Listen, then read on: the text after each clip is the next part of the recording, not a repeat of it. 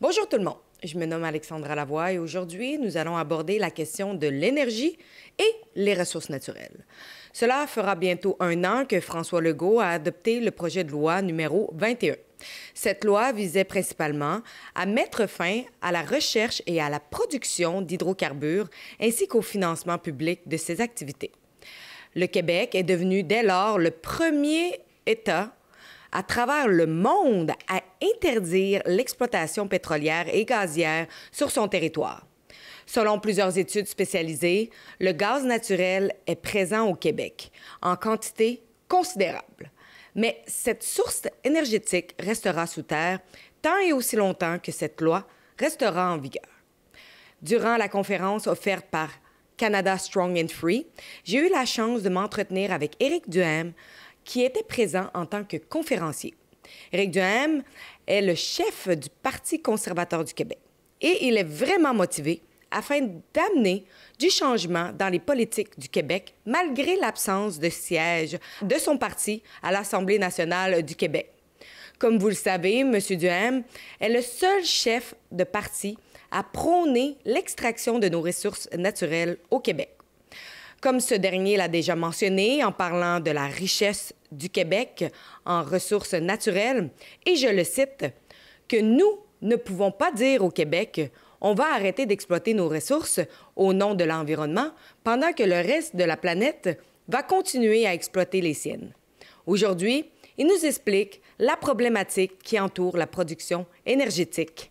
On est ici parce que, comme vous savez, là, ce qui se passe au Canada, c'est devenu une grosse question, même au Québec. On voit avec le ministre Pierre Fitzgibbon qui dit qu'il faut faire preuve de sobriété énergétique. Nous, on est ici pour dire qu'il faut faire preuve d'autonomie énergétique. On pense que le Québec doit diversifier ses sources d'approvisionnement au niveau énergétique, puis on pense qu'il faut aussi développer notre potentiel, notamment au niveau de nos hydrocarbures, d'exploiter notre gaz, exploiter notre pétrole. Comme M. Legault le proposait, il le promettait en fait à une certaine époque, puis aujourd'hui, il a fait un virage à 180, il a abandonné les Québécois.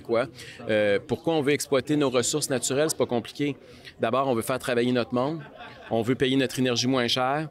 On veut que notre gaz au Québec soit plus environnementalement sain que celui qu'on importe à 100 % de l'étranger présentement. On veut aider nos partenaires à l'extérieur du Québec qui présentement font face à une crise énergétique, notamment en Europe. Avec la guerre en Ukraine, ça a des effets terribles. Puis aussi, l'énergie, là, c'est une source d'autonomie. Dans la mesure, c'est très stratégique. On le voit avec la guerre, justement. On veut que le Québec soit autonome. Et, tu sais, historiquement, le Québec, on disait que on était les Saoudiens de l'électricité. Puis aujourd'hui, bien, on est rendu qu'on manque d'électricité. Il y a quelque chose d'aberrant. C'est comme si les gens qui habitent dans le désert du Sahara devaient importer le sable pour faire du ciment. Ça n'a pas de sens que le Québec devienne un importateur de ressources et soit pas capable de fournir de l'énergie à notre monde. Qu'est-ce que vous répondriez aux gens qui disent que, justement, ça va en l'encontre des changements climatiques?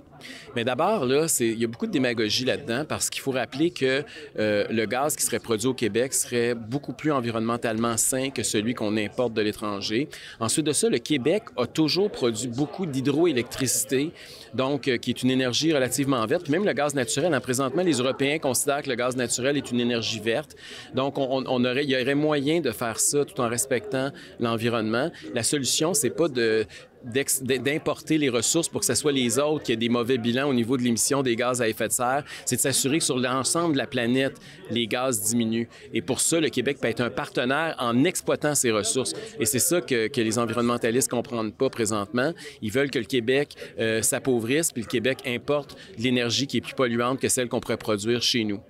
Est-ce que, aujourd'hui, on a entendu parler par Daniel Smith de ses préoccupations par rapport au projet de loi C-69. Qu'est-ce que vous avez à dire à propos de ça, justement, ce nouveau projet de loi? Bien, moi, je suis un autonomiste. OK? Moi, je pense que je suis de ceux là, qui croient à une confédération au Canada qui soit décentralisée puis qui respecte la Constitution fondamentale de notre pays.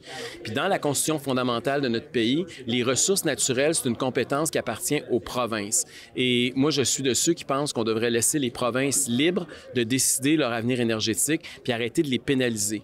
Puis j'irais même plus loin que Daniel Smith, dans le sens où on a une formule de péréquation au Canada qui, présentement, avantage les provinces qui refusent d'exploiter leurs richesses, puis désavantage les provinces qui choisissent de développer leur potentiel énergétique puis de faire travailler leur monde.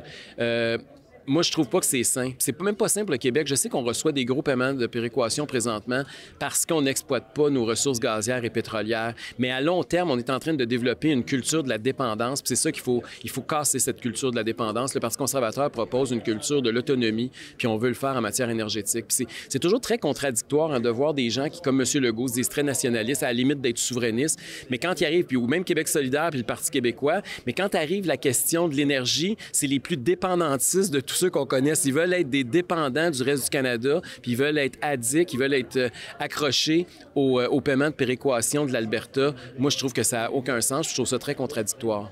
Regardant justement la position de, je pense que c'est Volkswagen qui a été refusé de venir s'installer au Québec par manque d'effectifs d'énergie pour eux. Qu'est-ce que vous pensez de ça? Mais je pense que le gouvernement est très contradictoire. C'est là qu'on voit comment, quand on laisse à des bureaucrates et à des politiciens décider de l'avenir énergétique, comment on est dans le champ, comment il faut, au contraire, le gouvernement devrait être là pour faciliter toutes les entreprises qui veulent développer notre potentiel puis notre diversité énergétique au Québec. Vous savez, le gouvernement, dans le même 2 ans, là, ils ont annoncé qu'il fallait qu'ils vendent 20 de notre électricité parce qu'on avait des surplus. Ils ont vendu ça à rabais aux Américains.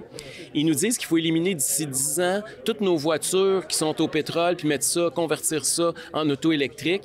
Ils veulent qu'on arrête puis ils veulent interdire les poêles à bois puis le mazout dans nos maisons parce qu'ils veulent convertir ça à l'électricité. Mais en même temps, ils nous disent qu'on n'a pas assez d'électricité. On dit non à des entreprises qui veulent venir s'établir chez nous. Puis on dit aux Québécois, faites preuve de sobriété énergétique. Baissez le thermostat comme en Chine dans vos salons à 16-17 degrés, puis gelez l'hiver, puis partez vos laveuses et vos sécheuses après minuit le soir. Il y a plusieurs moyens qui existent.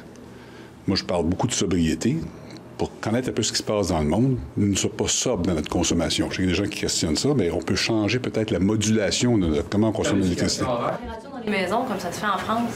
J'ai vécu en Chine, puis je peux vous dire que quand on arrivait le soir des maisons, c'était froid, il fallait partir ça à la main. Alors, c'est sûr qu'il y a une habitude de consommation, parce que là, on a plus de demandes que de disponibilité. Fait que mécaniquement, ça marche même pas. Comment on peut avoir autant de messages contradictoires? C'est un non-sens, la CAQ, au niveau énergétique. C'est un fouillis total. Ils veulent bien paraître au niveau des yeux des environnementalistes montréalais, puis ils sont en train de complètement échapper une des filières les plus riches pour le Québec. Ça serait quoi, en fait, l'option aux Québécois, puisque M. Legault est quand même majoritaire? S'il y a une décision à passer, la décision risque de passer à l'Assemblée nationale. Donc, c'est quoi qui s'offre aux Québécois? Bien, d'abord, c'est un gouvernement qui est très sensible au sondage. C'est un gouvernement qui gouverne beaucoup par sondage. Il n'y a aucune... Tu sais, monsieur Legault, il n'y a aucune cohérence idéologique, puis il s'en cache pas. Tu sais, c'est une coalition, c'est tout n'importe quoi, son contraire. Tout le monde peut être dans la CAQ, puis personne ne peut être dans la CAQ. C'est un fourre-tout, la CAQ. Donc, s'il y a des sondages qui commencent à démontrer que les Québécois veulent de plus en plus développer leur potentiel énergétique, la CAQ va faire comme elle a fait avec le privé en santé, elle a parlé contre le privé en santé tout le long, elle a vu le Parti conservateur arriver, puis elle a vu la population se coller sur nos politiques en matière de santé. Puis là, aujourd'hui, elle dit qu'elle veut construire 2 hôpitaux privés à Montréal et à Québec. Même chose avec les baisses d'impôts. Hein. Ils ont augmenté les impôts puis la dette comme personne. Là, il arrive une élection. Nous autres, on propose des baisses d'impôts massives. Qu'est-ce qu'ils viennent de faire cette semaine? Ils baissent les impôts. Donc, c'est un gouvernement qui navigue à vue. Et si les Québécois se mettent à clairement exprimer une position, vous pouvez être sûr que la CAQ va suivre.